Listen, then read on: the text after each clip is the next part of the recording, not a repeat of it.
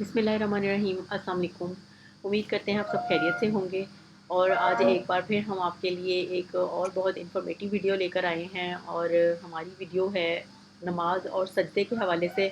तो हम अपनी वीडियो का सवाल और उसका जवाब भी आपको बताएंगे, लेकिन अपनी वीडियो को शुरू करने से पहले हमेशा की तरह आपसे ये कहेंगे कि अगर अभी तक आपने हमारा चैनल सब्सक्राइब नहीं किया तो हमारा चैनल ज़रूर सब्सक्राइब कर लें, और इस वीडियो को, इन्फॉर्मेशन को ज़्यादा से ज़्यादा दूसरों तक शेयर किया करें, ताकि जो चीज़ें दूसरों को नहीं पता वो उन तक भी पहुंच सकें।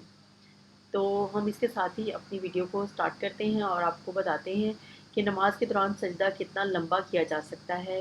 ये है हमारी आज की वीडियो का टाइटल, और इस हवाले से सवाल जो था वो ये कि नमाज के दौरान सजदा कितना लंबा किया जा सकता है।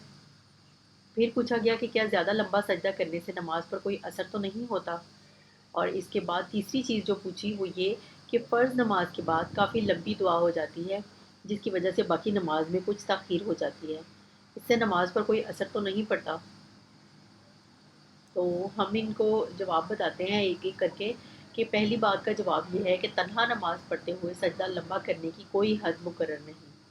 आप सल्लल्लाहु अलैहि वसल्लम जब तन्हा नमाज पढ़ते थे तो दौरान सजदा खूब तस्बीहात पढ़ते और दुआएं करते थे।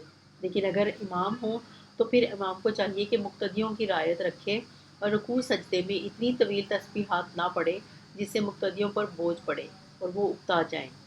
लिहाजा इमाम के लिए मुस्तहब है कि रुकू व सजदे में 5 दफ़ा तस्बीहात पढ़े, ताकि मुक्तदियों को इत्मीनान से कम अज़ कम 3 दफ़ा तस्बीह पढ़ने का मौका मिल जाए। और दूसरी बात का जवाब हम ये बताते हैं कि लंबा सजदा करने से नमाज की सेहत पर कोई असर नहीं पड़ता।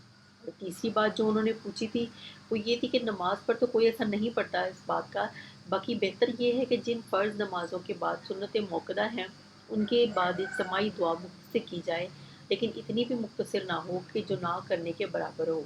मसलन हाथ उठाए बगैर सरसरी तौर पर अल्लाहुम्मा अंतस सलाम पढ़कर फारिग हो जाना, बाकी इनफरादी दुआ लंबी की जा सकती है। तो हम उम्मीद करते हैं कि आपको सवाल और उसका जवाब समझ में आ गया होगा। हमने आपको सवाल का डिटेल जवाब बताया, जिस तरह से उन्होंने हमसे एक ही सवाल में 3 चीज़ें पूछी थी, हमने उनको एक-एक करके उनका जवाब बताया। और इसके साथ हम आपको ये भी कहेंगे कि हमारी ये इन्फॉर्मेशन बहुत वैलिड और वेरीफाइड तरीके से आपके सामने आती है, तो इसको ज़्यादा से ज़्यादा शेयर किया करें ताकि दूसरे लोगों तक भी ये पहुँच सके।